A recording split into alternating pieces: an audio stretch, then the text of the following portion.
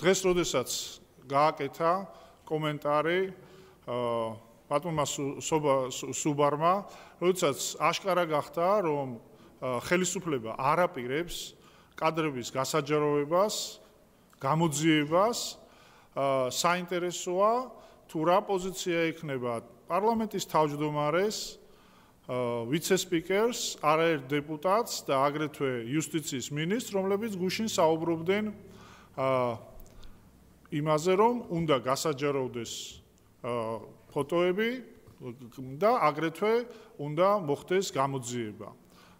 ხელისუფლება ამ პრეცედენტით, აი იმითი რაც მოხდა დღეს, ვანო მერაბიშვილის ციხიდან გაყვანით, გავიდა სამართლებრივი ქმედების ჩარჩოებიდან და ის დღეს იმყოფება ძალიან მძიმე მდგომარეობაში.